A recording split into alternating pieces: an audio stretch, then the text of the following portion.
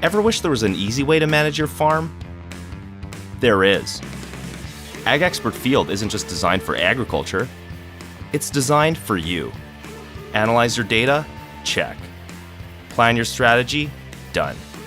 Track your performance? Consider it tracked. Get the details you need to make your best business decisions. Ag Expert Field is all new and seriously easy to use.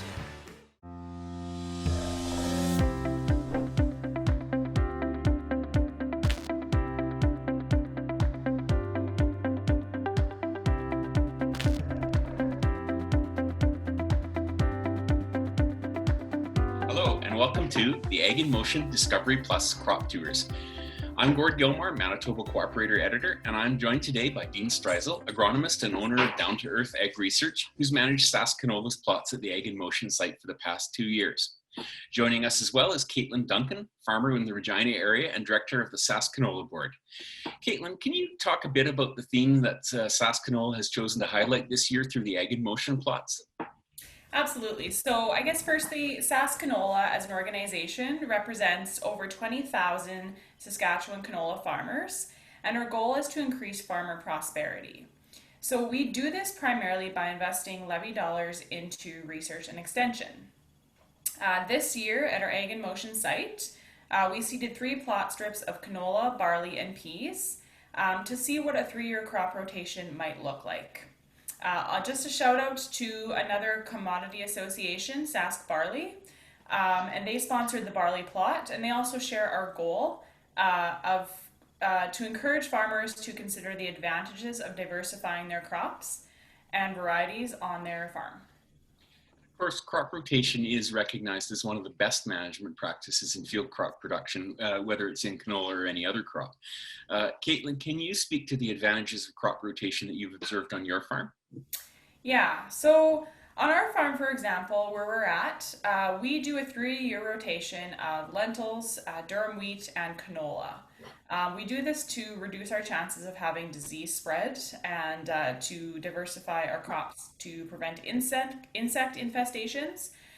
Certainly, at SaskCanola, we recognize that no single crop rotation is good for every single farm or is the same for every single farm.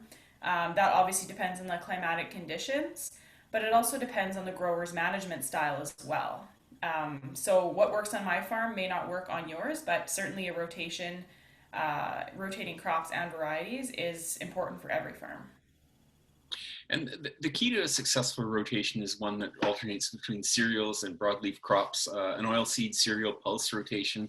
It gives you crop diversity, prevents similar crops from being grown back to back. Dean, can you answer some of the advantages or can you speak to some of the advantages to this type of a rotation?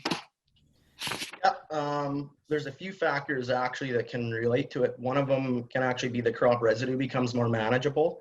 So if you have a cereal on cereal year or canola on canola, you can have some issues with the trash building up. So by adding a canola into the program, it helps kind of break up some of the trash issues you can have with big cereal crops that can be challenging in the spring.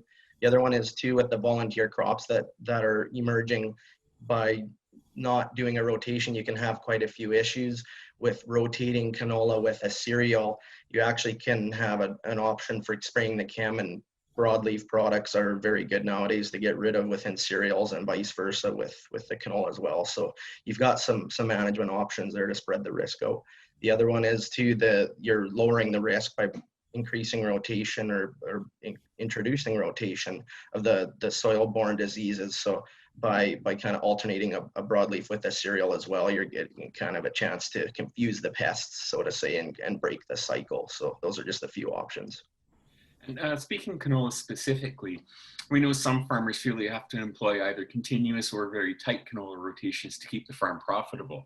What are some of the advantages to working towards having 2 or 3 years between the canola crops?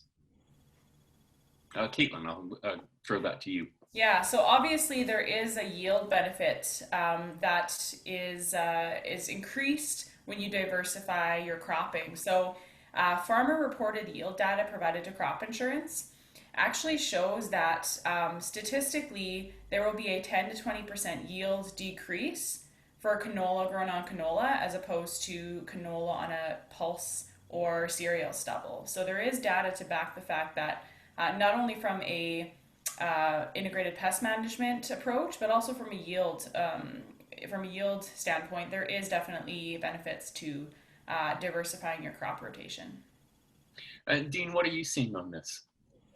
Yeah, so disease, insect, and weed management are important factors, obviously, behind rotations. This is what we're discussing today. So as part of that, some of the things that you'll notice too is the clubroot spore load will increase over time on a tight rotation. So by introducing cereals or whatever, it can help break that. And the other part is, even if you're using clubroot resistant varieties, with canola practices year after year, there still is quite a bit of yield loss that is produced. So people might think that by using just the clubroot varieties, you can now crop continuously with canola, but that's still not a great idea. The other one is too that there's some challenges with the root maggots that we've seen in Saskatchewan. I know myself too, we've dealt with quite a bit of that at some of the areas around Ag in Motion as well as within there. And the challenge with the root maggots is there are no major products that you can use currently to help to break that cycle. So one of the challenges we've seen as well is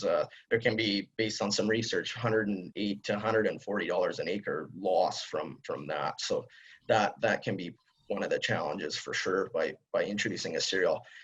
We have tested this, it does break the cycle and kind of help eliminate some of the root maggot stuff. So another one too is by changing your crop rotations, you're accessing different herbicides. So we all know now the importance of mixing up your herbicide groups within rotations, trying to break the cycles on the herbicide resistant weeds spectrums now.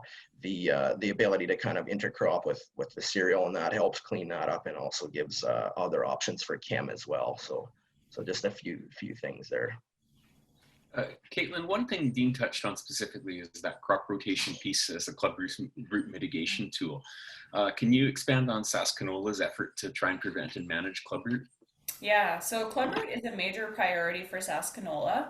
As a regulated pest with no registered fungicides, responsible cropping and stewardship is essential for managing the spread of this disease.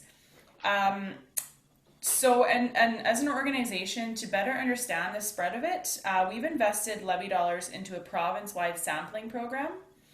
And this includes a voluntary option where farmers can call the SaskCanola office and have a soil test sent to them so that they can participate into to understand their soil better, but also into the database of tests across the province. So if any growers are wanting to do that, they can call the SaskCanola office and request a sampling kit. This is a $100 value that there will be no charge for it. It is covered by SaskCanola. And just to backtrack a little bit earlier on, you'd noted that the fellow commodity group Sask Barley is sponsoring the barley plot.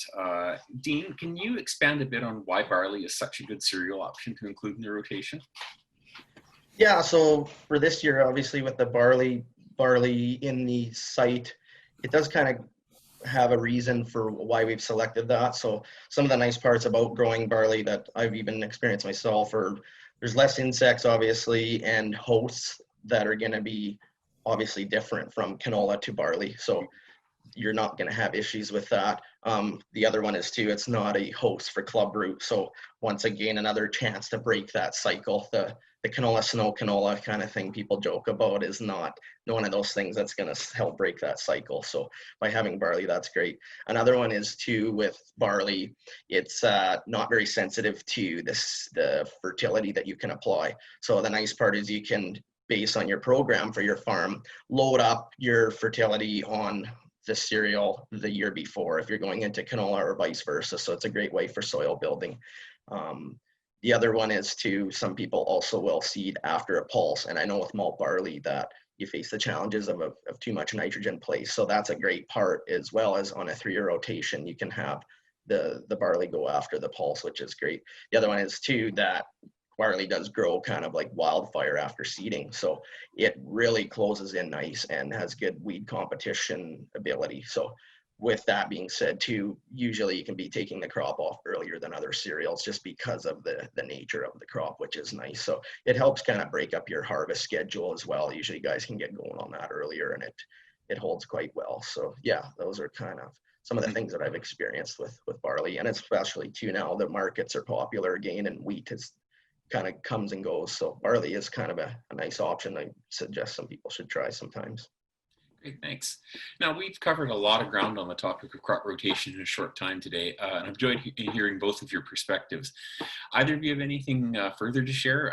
Katelyn, anything that kind of jumps to mind? Yeah, I think what's important is that growers are doing regular crop scouting and keeping really good records of what they're finding so that they can understand maybe some of the trends that they're seeing in their fields. After the season, it's really important to analyze that data, and then they can maybe growers can understand the trends and what they're seeing in their field to know what's happening when you have tighter crop rotations. This will help with a farm having a much more profitable and sustainable rotation plan going forward. Dean, do you have any closing thoughts from an agronomist perspective? Yeah, you know what? I know a lot of people have tried the straight cut thing, but we're still seeing some guys that haven't tried it. I know myself, I was one of those people that it was a new thing a few years ago, but I definitely encourage guys to try straight cut now. People that have tried it 20 years ago, the varieties have changed, so don't be worried about that. But yeah, it's a really good tool, and I think people should start, if you haven't, incorporating that into your operation. The other one is just to keep an eye on some of the new genetics based on the chemistries built in with the higher levels of glyphosate you can put with some of the other varieties now on the Roundup side, or even with the glufosinate now too coming off patent. I strongly suggest kind of putting some money into spraying second apps or the higher rates on the glyphosate just to keep the fields clean. I know it's an option now that does pay, and a lot of people have always been concerned about the pricing and the costs, but the yield benefits can be there in a weedy field. So we're noticing that. So just thought I would pass that on and give it some thought for a grower that maybe might be on the fence. So. Great, thanks very much. I'm Gord Gilmore, Manitoba Cooperator Editor. Today I was joined by Dean Streisel, agronomist and owner of Down to Earth Ag Research. He's managed SaskCanola's plot at the Ag in Motion site for the past 2 years. Joining us as well was Katelyn Duncan, farmer of the Regina area and director on the SaskCanola board. Thanks both of you for being here.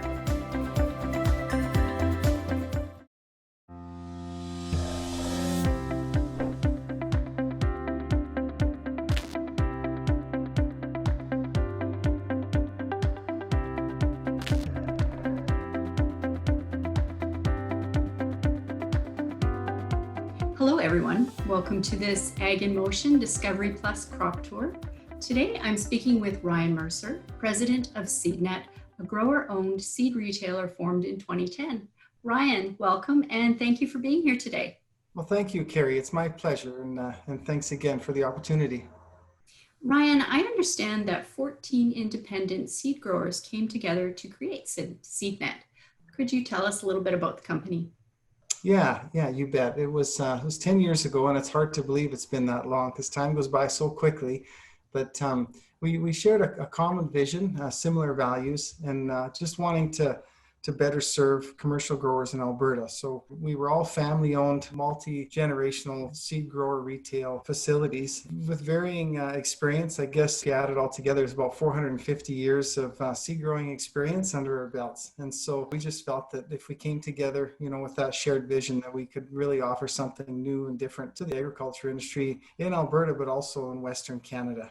And our members are all seed growers in their own right. And so we find that by actually growing what we sell, we can offer a lot of advice, an opportunity on what we see in terms of how the varieties perform before they're actually released. And so just by bringing that know-how, we think that we can offer something a little bit different to our customers. Like I say, now we've got a variety of pulses and cereals and oil seeds. We own over 20 varieties ourselves now, but we grow, probably 130 different varieties if you add them all together. And one of the other things that we really pride ourselves on is the partnerships that we've developed with other companies. And I think that by having those partners that we can work with, and we're always looking for more, and I think there's always opportunities for the benefit of both. We have about 70,000 acres available for pedigreed seed production, and about 2.5 million bushels of storage capacity. So Again, it's and it is growing yearly here, so it's exciting. And then, of course, our processing and seed conditioning capabilities also are state of the art, and we're continually upgrading those. It seems like it's never ending. And as well as seed conditioning and processing, we also have seed treating available, and that's a growing industry as well. And so we definitely have state of the art seed treating available for our customers. Now, this year is your first time as an exhibitor at Ag in Motion, and you're particularly excited to talk with farmers about your hybrid fall rye varieties. Please tell us about them, and why do you believe these varieties will appeal to farmers? Yeah, no, that's true, Carrie. This is our first participation in Ag in Motion. We've participated in a lot of different agronomy plot sites and tours and various things throughout Western Canada in the past, and we're excited to be part of Ag in Motion this year. And a big part of our focus, that's really developed over the last several years has been hybrid rye. It's very exciting. The yield potential is beyond expectation, and I'm so excited about it. And that we can discuss this with you today, and we can show you some footage of the plots. Of course, we'd all like to be there in person, but that's not always possible. And so through technology, this has been a great opportunity here for us. We have hybrid ryes that are excellent for grain milling as well as distilling and feed. So we've got that portfolio available, and they all have excellent winter survival. That's been an issue, I guess, in the past with winter wheat and rye and some of the fall seeded crops. As we know, how harsh our Western Canadian winters can be, but we've been extremely impressed with how these fall rye varieties overwinter, which has been excellent. And as I mentioned, the yields have been outstanding. It's been over 30% yield advantage, and sometimes we're seeing 40 to 50%. So it's one of those varieties that actually exceeds your expectations and over delivers. So that's been exciting. So again, well under good conditions, but also we've seen some stressful conditions the last few years, and they've really shown, even in drought years and low moisture conditions and throughout the Western Canadian prairies, that these varieties have performed very well, even in those drought stress conditions. So that's been a real positive as well. And I guess to get into the varieties, the KWS Daniello has a very high falling number, so it's excellent for milling. And that's one of the key focuses has been, really good quality. So we've got the agronomy, the production, but the other key thing to focus on is the quality. And so that's been exciting, the KWS Daniello. And then we also do have some grain hybrids for silage. So the silage forward variety that we have is KWS Propower. And that can be used even in double cropping situations where you want to put some barley or some oats after. So taking off that forage crop and then actually going in with the second crop has been a real opportunity that more and more growers are taking advantage of. And so we can definitely provide some more information to anyone looking for that as well. And actually with the Propower, another thing I should mention is if you cut it before flowering, you could actually get a second cut with the same crop. So that's really exciting as well. And we have another new variety actually coming down the pipeline here is KWS Serafino. And that's a new one that'll be, we're really interested in the performance of that, and it looks really exciting so far. So we've got that. And so, yeah, I think that's, we're very excited to be able to offer that to our customers in the future.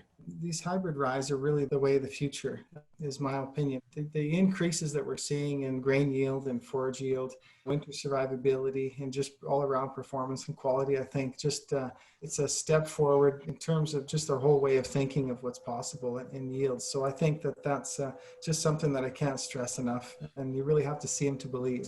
Thanks so much, Ryan, for being here with us today and for sharing your information about these two hybrid fall rye varieties. Well, thank you very much, Carrie, for the opportunity. It's very exciting, and it's always my pleasure. And thanks so much, viewers, for tuning in to this 2020 crop tour with SeedNet's Ryan Mercer. Hello and welcome to another installment of Ag in Motion's Discovery Plus virtual crop tours. I'm your host, Gord Gilmore, Manitoba Cooperator Editor. Today we're joined by Craig Davidson. He's President of Taurus Agricultural Marketing. Craig, thanks for joining us. Hey, thanks for having me. So tell us a little bit about Taurus's history with the Ag in Motion site. We've been involved with Ag in Motion pretty much the beginning. In the last 3 years, we've had, obviously our our booth spaces, which is also, plots and product showcase for us. And yeah, it's been fantastic to actually visualize everything we talk about all winter, to actually be able to showcase it in the summer is, I think, something everybody in agriculture or, in society as a whole enjoys, to actually visualize what you're trying to achieve. So tell us then, what sort of plots have you put in this year at the site? You know what? Obviously, a different experience this year with not having the show, but we've been able to continue on with our agronomy and fertility trials. We're also working again with crop intelligence. Trying to visualize how roots develop, where they're pulling water from, and how the impact of different fertility programs is affecting plants' ability to utilize water through the soil profile. So, progressive advanced fertility strategies focused on biological activity, as well as incorporating plant health through the life of the plant, and then kind of visualizing the water utilization aspect of that. Tell us a little bit, if you could, about what impact technology has had on your ability to do this kind of work. I'm sure it's been huge. Yeah, you know what? I mean, I wouldn't say. I mean, we're learning along like everybody else, and trying to figure out how to leverage the tools and technologies we have available to us today. I would say this: Taurus has been around for 20 years in agriculture, and in those 20 years, there's been it's just like you're drinking from a fire hose when it comes to the amount of technology that's come our way. But today, fertility has changed, genetics have changed, even now incorporating sustainability into the production of agriculture and food production, for that matter. All those things, I'd say we're like a blinders off type of company. And, by taking that approach, we've learned some things along the way, but we've also, identified things that just maybe don't fit our marketplace, either logistically or, the science wasn't there to back it up. And so today, yeah, I mean, having a show without actually having people there, you say, is that possible? And we say, you know what, anything's possible today. I mean, it's doing, little conversations like this, or, being able to be in our plots and talk to a greater audience across the marketplace, maybe is going to allow us to reach more people than we ever would have thought. Because they can't be at the show. Now we can reach people in Texas if we wanted, with Ag in Motion. So. And now that flood of information that you alluded to earlier, does that make this kind of research and this sort of field trials that you're doing more important than ever? Just to sort of weed fact from fiction and make sense of it all? Yeah, I mean, I would say for us, there's always been a grounding effect, and that's, trying to understand the science. And sometimes you take stuff from, a lab setting or a greenhouse setting, and you really don't fully understand a technology or a solution or a sustainable approach until you actually can apply it to the field. And actually AIM has allowed us to take that one step further and say, what does it actually look like if we plant it in the ground and let the environment, run its course and see how that looks. And so things we maybe even would have thought to be true in a greenhouse or lab setting maybe haven't always showed the same in the field. And that's one thing AIM's allowing us to do, some different things, different approaches, alter fertility a little bit. And now we can get it closer to what actually reality is. And that's actually growing it in a field setting. And I think that's very important, is that field setting, that field scale. Yeah, for sure. You know what I mean? I could tell you we'd like to have more land at AIM. We're happy to have the size of the plot space that we do have. And yet, yeah, we're learning every year. This year, we've incorporated some cover crops into that approach. We've done some more broadcast of fertility, which we haven't done in the past. And yet we're still overlaying this whole water utilization piece into it to say, geez, what's going on below ground that we can't see? Where are the roots pulling water from? What is that doing to the impact of the overall yield at the end of the season? So. Thanks, Craig, for giving us that little bit of insight into what's going on at AIM for you folks this year. Yeah, you bet. You know what? I mean, we hope to be part of the virtual experience here in the coming days and show you what we're doing there and talk specifically about some of the solutions that we have incorporated into our plots. And hopefully next year we're back to, I guess, what would be considered normalization, where people can actually come and see them with their own eyes. But we're excited to go through this experience and get some feedback and from customers that or future customers that want to see what we're doing at AIM. It's a great event. That was Craig Davidson. He's president of Taurus Agricultural Marketing. I'm your host for another installment of the Ag in Motion virtual crop tours, Gord Gilmore, editor of the Manitoba Cooperator. Thanks for joining us. We hope to see you again next time.